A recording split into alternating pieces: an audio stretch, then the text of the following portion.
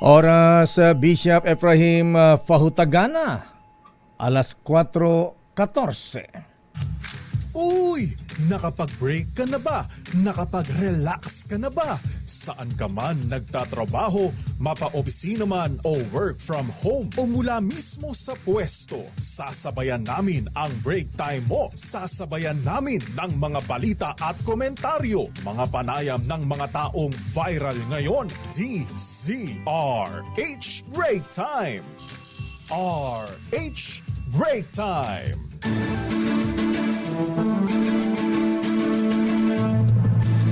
Magandang hapon Pilipinas. Ako po si Deo Macalma. At sa ngalan po ni Ms. Thea Pecho Corpus, ako po si Jackie Resho. At narito ang headlines ng ating mga balita ngayong araw ng Huwebes, Adyes ng buwan ng Hulyo. Estados Unidos kasado ng patawan ng 20% na taripa o buwis ang produkto ng Pilipinas simula August 1. Pilipinas handang makipagnegosasyon sa Estados Unidos para bawasan ng 20% tariff sa export products. Wage boards ng 5 rehiyon, doble kaya sa pag-aaral sa minimum wage ng mga manggagawa. 3 low-pressure areas sa loob at labas ng Philippine Area of Responsibility, bantay sarado ng Pag-asa, habagat nakaperwisyo ng higit 111,000 residente. MMDA, DPWH at local government units kinalampag na maglinis ng mga estero at mga imburnal para maibisan ang pagbaha dito sa Metro Manila. Pagsisid sa ilalim ng Taal Lake, naunsyame ngayong Huwebes, posibleng matuloy bukas matapos ang site assessment ayon sa Department of Justice. Tony Yang, nakapatid ng dating economic advisor ng Pangulong Digong na si Michael Yang, inaresto dahil sa mga patong-patong na kaso. NBNZTE deal. Whistleblower Rodolfo Noel Jun Losada Jr. lumaya na kasama ang kapatid ayon sa Bucor. Press Secretary Jay Ruiz, pinalitan na ng isa pang journalist na si Dave Gomez. Isang rural bus na may 30 estudyanteng pasahero nahulog sa bangin, 2 patay. Online renewal ng driver's license inilunsad ng LTO nationwide. Ba, maganda yan. At ngayon sa detalye ng ating mga balita. Malungkot sa ating bansa at lalo na ang mga exporters dahil namumurang patawan ng 20% tariff rates o karagdagang buwis ng Amerika ang produkto ng mga Pilipinas na papasok sa Estados Unidos simula August 1.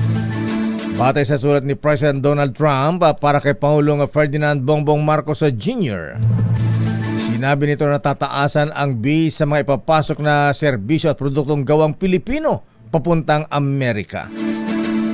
Ang hakbang na ito ay bunga na anya hindi naging patas na palitan ng dalawang bansa na nagbunga daw sa trade deficit laban sa Amerika. Ito po ay pagkalugi sa Estados Unidos. Gayon pa man, bukas ang pamahalaan ng Amerika na magipag-usap pa para mabago o mapapaba pa ang taripa hanggang August 1. Kabilang din sa mga pinatawan ng dagdag taripa ay ang bansang Algeria, Brunei, Iraq, Libya, Moldova at Sri Lanka at maging mga miyembro ng ASEAN na umabot mula 20% hanggang 30%. Pero ang pinakamalupit dito ay ang taripang ipinato sa bansang Brazil. Dahil ang pinato na Amerika ay 50%. Grabe. Samantala, plano ng Pilipinas na makipagnegosasyon sa Amerika tungkol sa isyu ng mataas na taripa sa local products na pumapasok sa kanilang bansa. Ito ang nabatid mula kay Philippine Ambassador to the United States, Jose Manuel Romualdez. Ayon kay Romualdez, kapag may pagkakataon, hihilingin kay President Donald Trump na ibaba ang naturang taripa. Mula sa naunang anunsyo na 17%, ipinaalam ni Trump na 20% ang taripa na ipapataw sa mga produkto ng Pilipinas. Batay sa datos, ang US export sa Pilipinas ay nagkakahalaga ng $9.3 billion na 0.4% na mataas mula noong 2023. Sinimulan na ng 5 Regional Tripartite Wages and Productivity Board ang pagsusuri sa umiiral na wage order sa kanilang mga rehiyon. Ayon kay Labor Secretary Bienvenido Laguesma, kabilang sa mga rehiyong nagsimula na ang pag-review sa kanilang pasweldo ay ang Regions 1, 2, 3, 4A at Region 7. Paliwanag ni Secretary Laguesma, alinsunod ito sa direktiba ng Pangulong Bongbong Marcos noong pang May 2024 na nagsusulong ng mas maagap na pagsusuri sa minimum wage rates o 60 araw bago ang anibersaryo ng huling wage order sa bawat rehiyon. Inaasahang susunod ay mapang rehiyon sa mga susunod na linggo sa pagrebisa ng wage order. Sa iba pang balita, 3 low-pressure area ngayon ang binabantayan ng Pag-asa. Kabilang dito ang isang LPA sa loob ng Philippine Area of Responsibility na huling namataan 790 kilometers mula sa hilagang silangan ng Itbay at Batanes. Ngunit wala pa itong direktang epekto sa ating bansa. Bukod dito, isang panibagong LPA din ang nabuo sa labas ng PAR sa layong 2,070 kilometers mula sa silangan ng extreme northern Luzon. Sabi ng Pag-asa, mababa ang tiyansa na maging bagyo ang LPA sa loob ng PAR habang may medium chance naman na mag-develop bilang bagyo ang LPA sa labas ng PAR. Samantala, isang LPA na remnant ng Tropical Depression Danas ang binabantayan din sa hilagang kanluran ng bansa sa labas ng PAR pero malabo ring maging isang bagyo sa susunod na 24 oras. Umabot na sa mahigit 111,000 na katao ang naapektuhan ng pananalasa ng southwest monsoon o habagat kasama ang naapektuhan ng bagyong Bising. Bahita sa pinakauling report ng Department of Social Welfare and Development, galing sa apektado sa 72 barangay dito sa Metro Manila, kasama na ang mga taga Ilocos Region, Central Luzon, Calabarzon at Cordilleras. Sa kabuuan, 3,448 katao naman ang napaulat na nawalan ng mga tirahan. Sa bilang nito ay 419 katao o 104 families ang kasalukuyan pa ring nanunuluyan sa mga evacuation centers dito sa Metro Manila at maging sa Central Luzon. Isa naman ang napaulat na nasawi dahil sa sama ng panahong dulot ng hanging habagat. Ayon sa NDRRMC, naitala ang casualty sa Las Piñas City kung saan isa umanong katawan ang natagpuan sa gitna ng baha. Patuloy naman itong biniberipika ng Office of the Civil Defense kung ito ay direktang dahil sa habagat. Samantala, umabot naman sa 32,606 na pamilya o 103,274 na mga individual ang apektado ng baha at landslide sa Ilocos, Cordillera, Central Luzon at NCR. Umabot naman sa halos 7 million pesos ang halaga ng naipaabot na tulong ng pamahalaan sa mga apektado ng kalamidad. Muli na namang binaha ang ilang mababang lugar sa Nabotas at Malabon kaninang umaga. Dahil sa high tide sa Manila Bay, dahilan para umapo ang ilog sa pagitan ng dalawang lungsod. Agad namang nagkasa ng libreng sakay ang Malabon City Disaster Risk Reduction Management Office para sa mga naapektuhan. Samantala, nagpapatuloy pa rin ang pagkukumpuni ng Department of Public Works and the Highways at MMDA sa nasirang dike o yung navigation gate. Inaasang tatas pa ang level ng tubig sa Manila Bay bukas hanggang Linggo.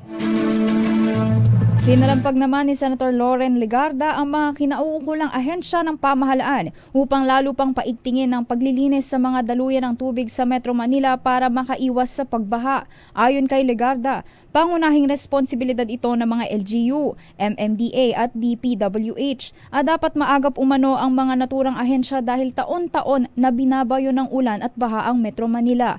Nananawagan din si Legarda na muling suriin ang mga kasalukuyang flood mitigation at control projects upang matiyak na epektibo pa rin ang mga ito. Ayon pa kay Legarda na siyang may akda at principal sponsor ng RA 9003 o ang Ecological Solid Waste Management Act of 2000, dapat ay mahigpit na ipatupad ang waste segregation program sa bansa.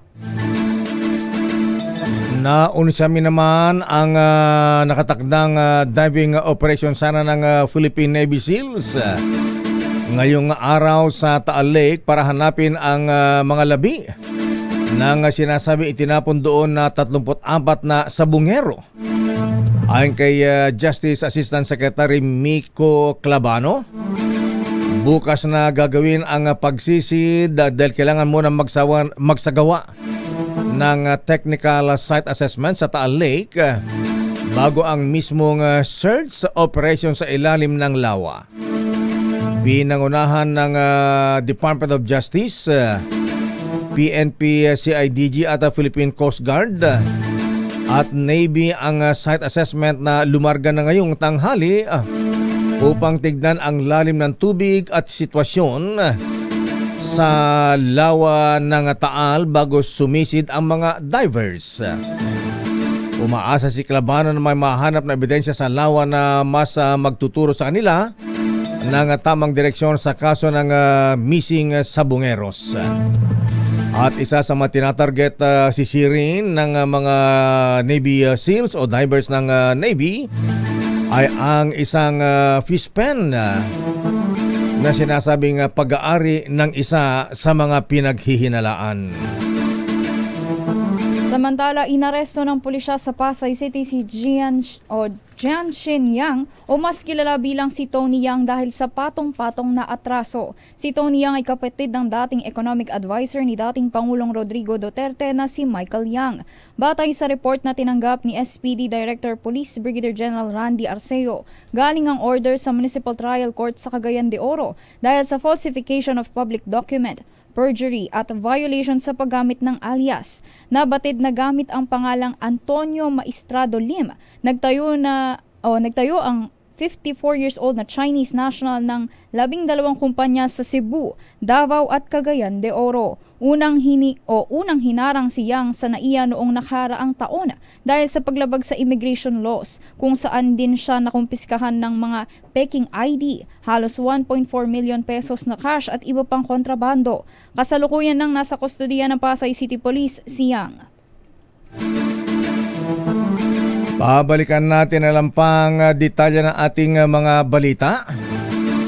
Abay, Press Secretary Jay Ruiz, ang controversial na Press Secretary tuloy ng pinalitan ng Pangulong Marcos at pinalitan na isa pang journalist na si Dave Gomez.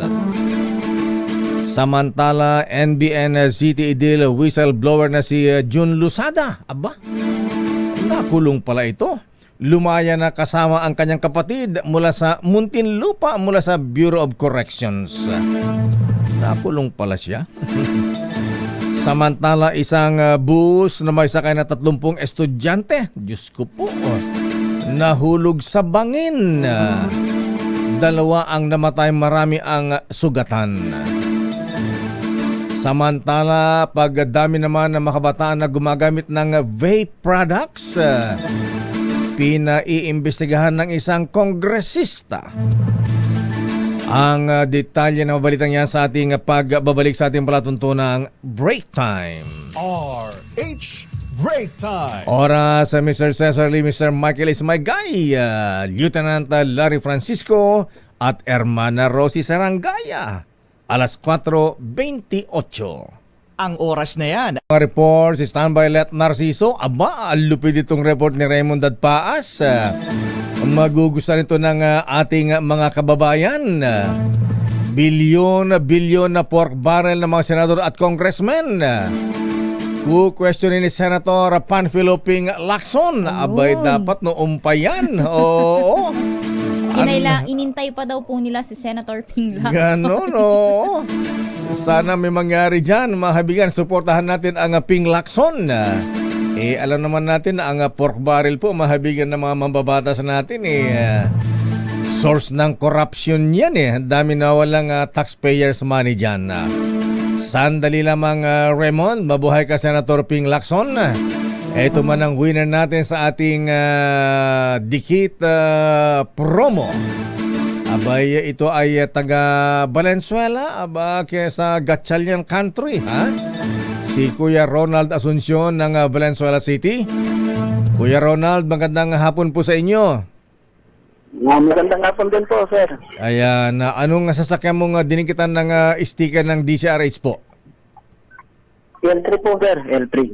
L300, aba. Ano yan, kuya? Pampasada, pang negosyo? Pang-delivery. Pang-delivery? Delivery po. Pang-delivery. Anong dinideliver mo, kuya? Mga fishball po, sir. Fishball kikiam. Shabu? Fishball na kay fishball. fishball. Akala ko. Fishball yung doon sa mga bangketa, yung tusok-tusok. Akala ko. Ayan, dahil ang galing-galing mo, kuya. Ayan, abay, gusto ko yan. Baka gusto ko yung tusok-tusok, ha? Ayan. Tapos may maakhang nasawsawan ng bayan. Ay, sarap niyan. Ang tanong ko, kuya Ronald, ayan, ano ang himpilan ng radyo na kauna-unahan sa buong Pilipinas? DCRH po, sir. Ang galing mo talaga, Kuya Ronald Asuncion, dahil tama ang sagot mo. Ikaw ay bibigyan namin ng premium 1,000 pesos. Congratulations, Kuya Ronald Asuncion. Oho. Sa DCRH, sir. Okay po, ayan, huwag ibaba ang iyong cellphone at bibigyan po ng direktiba kung saan i-deposit ang iyong panalo. Ayan. Samantala, bago ang mga reports upang sugpuin na lumalalang kaso ng illegal na online gaming at protektahan ang mga manlalaro laban dito ay inilunsad naman ng PAGCOR, ang tinatawag na PAGCOR Guarantee website. Mare-check ng publiko sa nasabing website kung lisensyado o lehitimo ang isang online gaming site bago sila maglaro o magbayad. Regular na ina-update ang website at may direktang link ito sa mga lisensyadong gaming platforms. Ang kay PAGCOR Chairman and CEO Alejandro Tenco, matutulungan nito ang publiko na makaiwas sa panlilinlang habang pinoprotektahan ang kanilang karapatan bilang manlalaro. Pero paalala po ni Chairman Al Tenco na maging mapanuri sa bawat online gaming activity sa nasasalian sapagkat dumarami po ang mga reklamo hinggil sa illegal na gaming sites na hindi naman nagbabayad ng kanilang mga panalo. At sa ating paring mga balita, sandali lamang abay tuluyan ng inalis ang PCO Secretary, Presidential Communications Office Secretary J. Ruiz. At siya ay pinalitan naman ng dating journalist na si Dave Gomez, dating reporter ng Philippine Star na nakatalaga noon nag-cover sa Malacanang noong panahon ng dating Pangulong Fidel Valdez Ramos. Si Dave Gomez ay siya ngayong Communications Director ng Philip Morris International. Akala ko Marlboro, ha? O Philippine Affiliate PMFTC. Samantala si J. Ruiz, binainalisaan na press secretary. Aba, maganda rin yung kanyang posisyon na Miss Jackie. Abay, siya pala ay ilalaga sa MECO sa Taiwan. Oh, inilipat lang. Yes, siya inilipat bilang, akala ko chairman, director pala. Akala ko papalitan si Sierra Garafil, yung dating press secretary din. Ayan. Siya ay tinalaga ng Pangulo Marcos bilang director ng Manila Economic and Cultural Office o MECO sa Taiwan. Samantala, opisyal nang itinalaga rin bilang secretary ng Department of Energy si Ate Sharon. Ayan. Si Sharon Garin, ang sister-in-law ni dating Health Secretary at ngayon Congresswoman Janet Garin. Samantala, tinanggal sa pwesto ni Bureau of Corrections Director Gregorio Katapang Jr. ang dalawang opisyal na nagtangkang magpuslit ng alkohol at tabako sa Sablayan Prison and Penal Farm. Kabilang dito ang camp commander na si Corrections Chief Inspector Francisco Madrid at isang commissioned officer na si Corrections Technical Inspector Edgar Laudencia.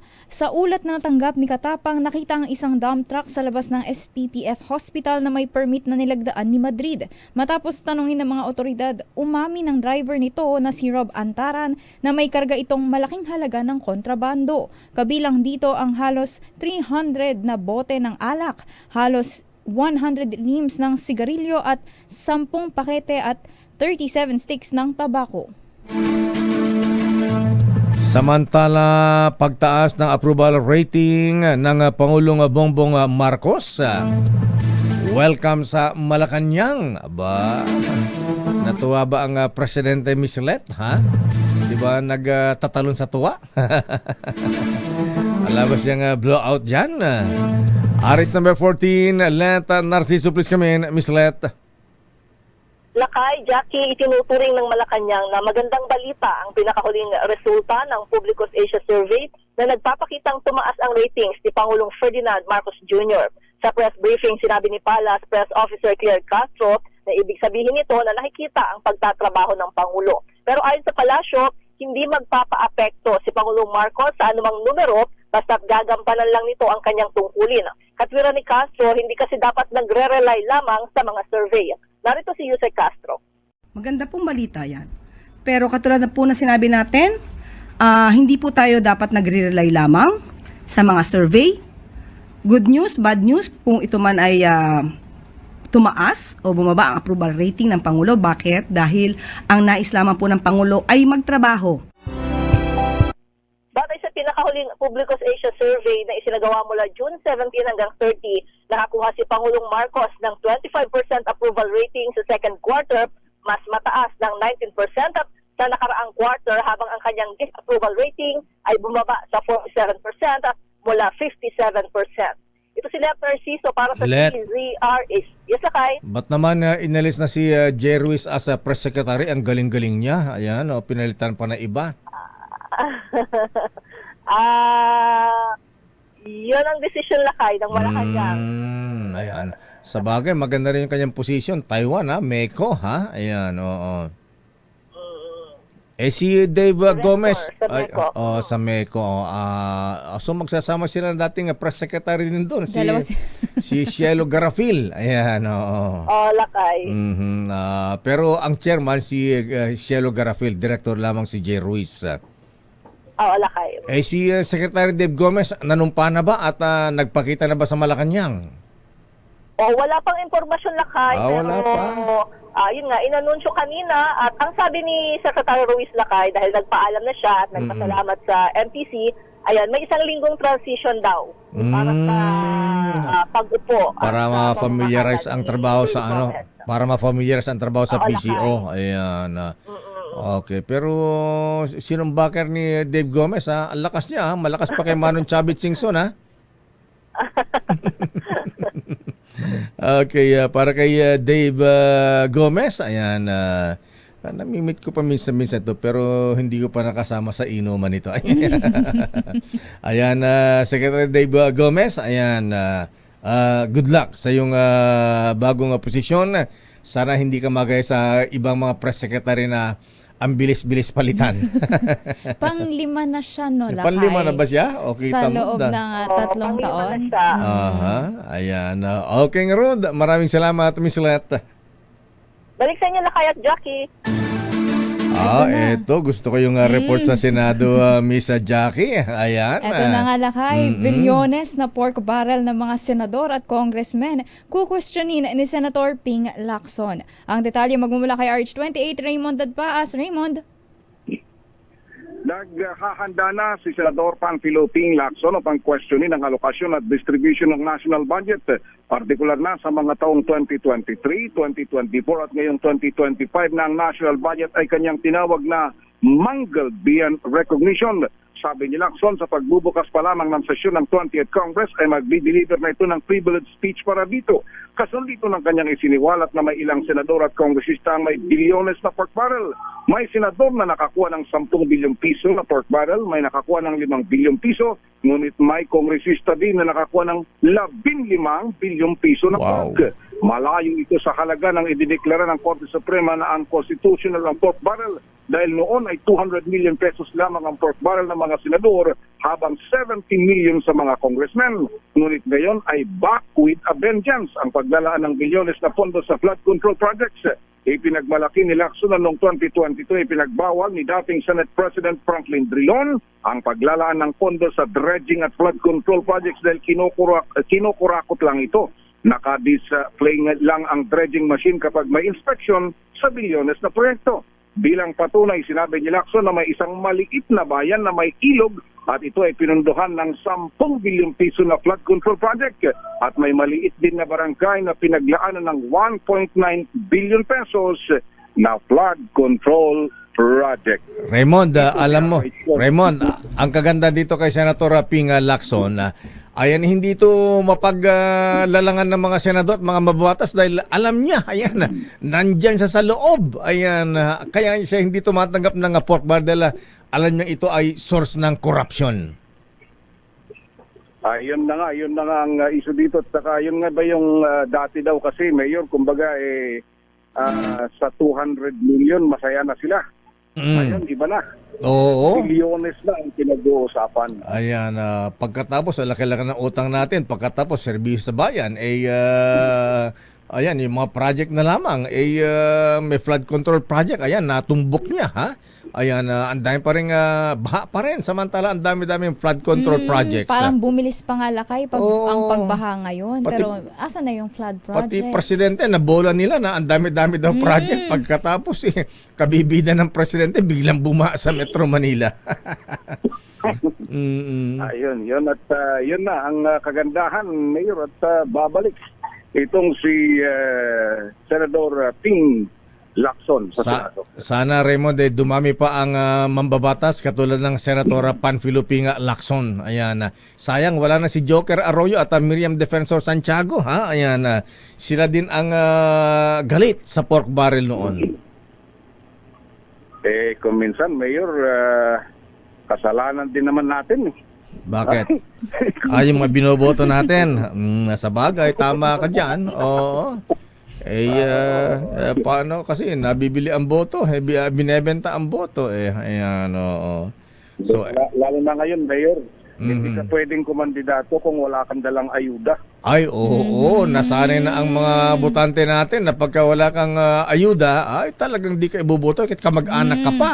Wala ka sa listahan. Wala nang kamag-anak dito pagka hindi ka nagbigay, hindi ka iboboto. Ayan. Yan na nga yung masaklap na katotohanan. Hindi ang epekto ng ayuda system, Mayor. Kitang-kita nitong 2025 election. Grabe. At saka ang taas na, Mayor. Ang taas. Grabe kung mga 2,000 lang, wala. Panis ka. Panis yung 2,000, 3,000 ngayon. Sinabi. Kailangan mas malaki. Eto nga, tatakbo nga sana akong senador kaya lang, wala naman akong 1 bilyon. Sabi ni Senator Trillanes, so in-interview namin dito, ba't mayor ang titakbo? Dapat pang national ka, pang senador. Sabi niya, kung tatakbo ang senador ngayon lakay, kailangan may 1 bilyon ka. Ayan, para may chance kang manalo. Diyos ko, kung may 1 bilyon ako, ba't pa ako mga kandidato? Di ba? Oo nga. Ayan. So anyway, welcome development ito sa Senado, Raymond. Nako, marami magalit na senador at congressman kay Senator Ping Lacson nito. Huwag sanang pag-initan si Senator Ping, Baka mamaya yung Magagalit. baka yung emperador ng ng Senate baka i-declare ng persona non grata itong Senator Ping Lacson.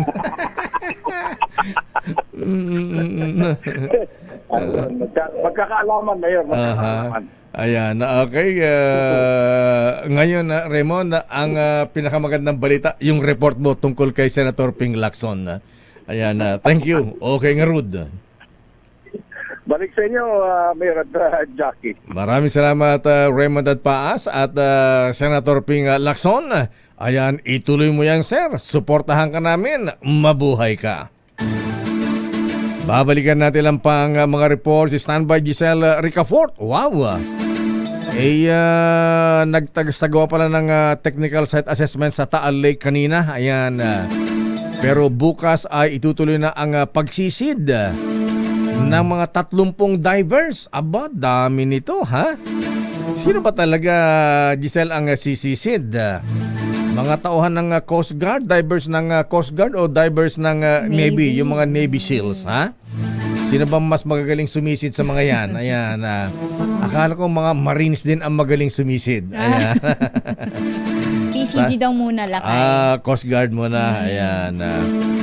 Standby Giselle, standby Edniel Parosa, standby Josa Cruzata. Oras, Miss Jackie. 9 minuto bago mag-alas 5 ng hapon. Yan po ang rektang pagbati mula sa bagong halal na senador. Samantala, bago ang report ni Giselle at Edniel Parosa, batiin mo natin ang happy birthday. Si Mista, Apo Mayor General Rambo de Gracia ng Santa Teresita, Cagayan. Aba, Apo Rambo, Apo Mayor, naragsakan pa nagkasangay. Binabati ka ng mga mista sa PMA Sandigan 82. Aba, congrats kay Kuyang Worsi, Carlo Bala. Aba, o mga brethren, ha? Batiin niyo si Kuyang Carlo Bala dahil siya po ay inappoint din ng Pangulong Marcos bilang Director 4 ng OTS, Office for Transportation Security ng Department of Transportation. Ba, galing-galing mo Kuyang Carlo, ha? Ayan. Binapati ni Kuyang Rene. Ayan. Mas malakas pa siya kay Manong Chavita. Happy birthday din kay Mac Mabutas ng Toyota Alabang. Ay Mac, binabati ka ni Noche Kakas. Ayan. Maraming salamat daw sa pag-facilitate sa kanyang biniling Toyota Land Cruiser Prado. Wow, talaga naman pasakay Noche, ha? At happy birthday din kay Worsi, kay Ram Valeroso mula kay Kuyang Jay. Oy, Colonel Hansel Marantan ng PNP CIDG. Ayan, happy birthday Colonel. At si Kuyang Romel Jordan the Bull, binabati ng mga brethren sa TM Kala 136. Siyempre mula kay Worshipful Master Neil Alcaraz, Senior Warden Rolly Masangkay at Junior Warden John Pama. Uy, si Duday. Birthday pala ni Duday, Miss Jackie. Si Duday Rodeline Galicia. Ba? Binabati ni Apo Dado Melegrito. At binabati natin, oy, congratulations kay ating Sandy. Ayan. Sandy Francisco sa successful opening. Successful opening ng kanilang coffee shop. Ayan, coffee drop dyan sa may McKinley Taguig. Ayan, minsan kape tayo dyan, Miss Jackie. Ayan, yung kape nilang coffee drop na pwedeng haluan ng 3 drops ng vitamin E. Ayan. Kuyang Senior Warden Francis Kicks Manuel, happy birthday, ha? Ang aming IMS instructor, pagbati mo na Kuyang June Cornell. Happy birthday pa kay, siyempre, batiin natin ang mga kasama natin dito, ha? Baka magpamerienda ulit si Sherwin Alfaro. Ayan, Jerry Baha, Victor De Leon Lima, Deputy Speaker Bernard Peralta, Kuyang Rodil Miliado, ayan, Aling Lydia Salechon, at siyempre si former Secretary, Executive Secretary Ed Ermita, at si Yusek Ching Suba. Happy birthday, Tita Ching. At isama rin natin si Kuyang Ryan Soler, sa ambaang blowout Kuyang Ryan Soler. At si Secretary Berosipol Noel Mendoza. At ang magandang bukal ng Cavite, Miriam Mendoza ng Tagaytay. At siyempre si Chupaeng, Gerald Chupaeng Marfori. Eto na, technical site assessment sa Taal Lake, tapos na. May 30 drivers ng Coast Guard sisisid na bukas. Hahanapin ang mga missing sabungero. Giselle Ricafort, please come in. Giselle. Lakay, tapos na nga yung technical site assessment o ocular inspection na pinangunahan ng Department of Justice at Philippine Coast Guard sa lawa ng Taal para sa paghahanap sa mga labi ng 34 na missing sa bungero na dito umano sa lawa itinapon. Inassess muna Lakay yung kondisyon kasama yung lalim ng lawa bago formal na igulong yung search at retrieval operation bukas July 11. May mga sumisid na diver Lakay kanina sa area para lamang yan doon sa assessment Lakay ng Taal Lake. Focus daw, sabi ni Justice Justice Asek Miko Labano ng search operation, yung fish pond na sinasabi na nirentahan ng isa sa mga suspect. Yan yung itinuturing na ground zero ngayon ng kagawaran. Kumpiyansa raw Lakay yung DOJ na may marerecover pa silang buto o mga labi ng missing sa bungeros. Hindi lang anya sa iisang tao kasi nakabatay Lakay yung operasyong ito ng gobyerno dahil marami, sabi ni Clapano, yung lumalapit sa kanilang informant. Sabi naman ni Commodore Ronnie Motovilla ng Coast Guard Southern Tagalog, may 30 diver ang sisisid sa lawa simula bukas, nakahatiin sa iba't ibang team. Kagamit daw yung PCG ng kanilang ROV o yung remotely operated vehicle at mga drone na formal o para sa formal na pagsisimula ng search at retrieval operation bukas. Ito si Giselle Ricoport para sa DZRH, una sa Pilipinas, una sa Pilipino. Maraming salamat, Giselle. Yung mga divers, meron ba silang flashlight sa ilalim? Hindi natin natanong Lakay. Oo nga, ayan. Parang man napaparod natin sa pelikula kasi madilim siyempre sa ilalim. Lahat nag-aalburuto ang Bulkan Taal, di ba? Ayan, at yung kanilang pagsisid nila ay matataba kaya ang mga tawilis dyan. Ayan. Maliputo at saka bangus. Iba naman, ayan. iba daw ang hahanapin nila Lakay. Hindi daw sila kukuha. Sige, report mo lang kay Edniel. Mga pamilya ng missing sa bungeros, ikinalugod ang search and retrieval ng mga posibleng mga labi sa Taal. Ang detalye, babalita ni RH52, Edniel Parosa. Edniel. Nagpapasalamat ang pamilya ng mga nawawalang sa bungero sa pag-arangkada ng pagsuyod sa posibleng kinagtapunan ng mga labi sa lawa ng Taal. Yan ang sentimiento ng mga kaanak na bumalik sa tanggapan ng PNP-CIDG sa Campo Crame ngayong araw para maki-update sa kaso. Ayon kay Charlene Lasco, kapatid ng dinukot na online master agent na si Ricardo, sa wakas ay nagtutulong-tulong na ang iba't ibang ahensya ng pamahalaan bigaya sa nagdaang mga taon. Umasa umano ang kanilang grupo na talagang nasa Taal Lake ang mga katawan habang nagpahayag din sila ng kahandaan sumama sa search and retrieval team. Kinumpirma rin ni Lasco na nakaharap na nila si alias Totoy o Julie Patidongan. Masakit man, mabuti na rin umano at may whistleblower nang maaring makapagbigay ng liwanag sa kaso. Sa hiwalay na panayam, sinabi naman ni alias Mirna na dininig ng Diyos ang kanilang panalangin na magkaroon ng linaw ang pagkawala ng kanyang anak at ito ay sa pamamagitan ni Patidongan. Naiulat ang pagkawala ng kapatid Velasco sa San Pablo, Laguna noong Agosto ng 2021 habang sa Manila Arena naman nawala ang anak ni Nanay Mirna noong Enero ng 2022.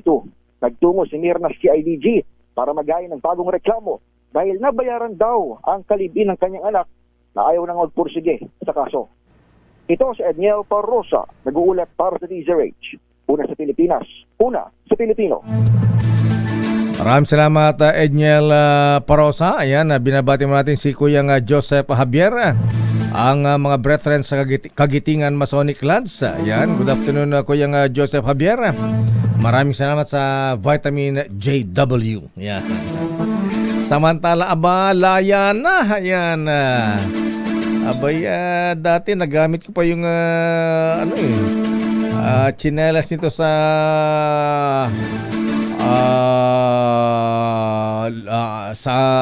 Wakwak Golf and Country Club, ha? Doon sa men's locker, ayan, may tatak doon, June Lusada. Ayan.